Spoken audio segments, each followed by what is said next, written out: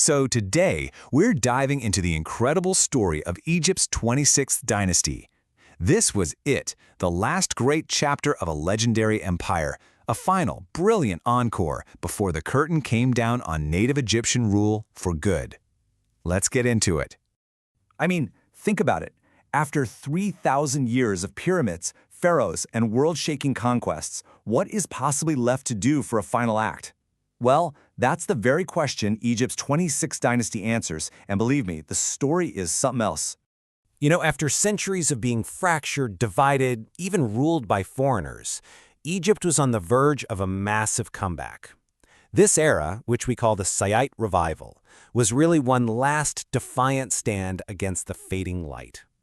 And the story of this revival starts right here.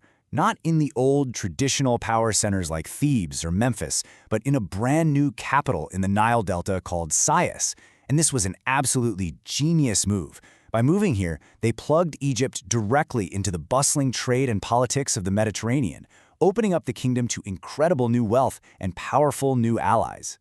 So how did they pull it off? Well, the first act of our story is all about the rise of these Saraite pharaohs, the leaders who took a broken, divided Egypt and managed to forge it back into a powerful, unified kingdom. Let's just quickly anchor ourselves in time here. We're talking about a period from roughly 664 to 525 BCE. Now that's just over a century. For an Egyptian dynasty, that's actually pretty brief, but as you're about to see, they packed a ton of action into those years. And the hero of this first act, without a doubt, is this man, Psamtik I. I mean, this guy inherited a kingdom that was just broken, occupied, and piece by painstaking piece, he put it back together, restoring true Egyptian independence for the first time in generations. So what was his game plan? Well, he had a really clear strategy. First, he unified the country and kicked out the Assyrian rulers. But his real secret weapon? He hired skilled Greek mercenaries. And these weren't just extra soldiers, they were a technological upgrade. They were highly disciplined hoplites fighting in a phalanx formation, giving his army a decisive modern edge. Once the kingdom was secure, he could finally focus on rebuilding temples and stabilizing the nation, laying the foundation for everything that came next. Okay, so with that foundation solid as a rock, the dynasty really hit its stride. And this period wasn't just about military power. It was a time of incredible cultural renaissance and absolutely breathtaking ambition. And here's what's so fascinating about this revival. To move forward, Egypt looked backward. The core idea of this entire era was this very deliberate, very conscious return to the glories of their own ancient past. They basically created this throwback culture. It was like a national project to reconnect with their roots. The art styles deliberately copied the Old Kingdom, the era of the Great Pyramids. For instance, a court official's tomb from this time might have carvings directly copied from a tomb built 2,000 years earlier. It was their way of saying, through art and religion and writing, yeah, we are still that same great civilization. And these statues, wow, they illustrate the point perfectly. Just look at the figure of Psamtik I here. Notice that stiff, formal pose, that serene, almost emotionless expression, the perfect balance. That wasn't the style of the time. It was a direct echo of the Old and Middle Kingdoms. This wasn't a lack of creativity. It was a powerful political statement about who they were. So as the dynasty matured, so did its goals. This comparison really shows the evolution. Psamtik I was the stabilizer. He got the kingdom back on its feet. But his successor, Necho II, he was the ambitious builder.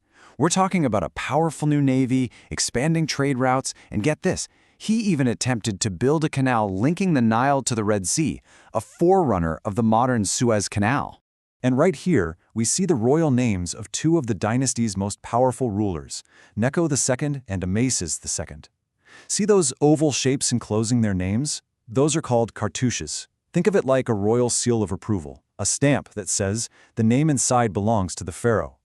And under Amasis, Egypt reached an economic peak, mostly thanks to booming trade with the Greek world. For a little while, it must have seemed like the golden age was back for good. But you know how these stories go. It wasn't meant to last. Just as Egypt was reaching its peak, a new and frankly unstoppable force was gathering on the horizon, a storm that was about to bring this brilliant era to a sudden, violent end.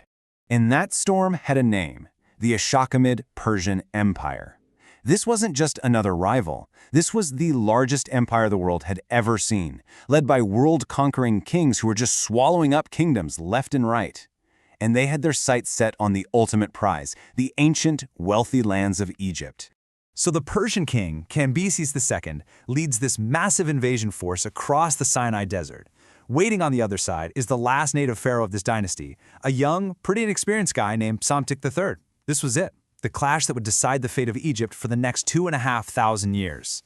And the year you need to remember is this one, 525 BCE.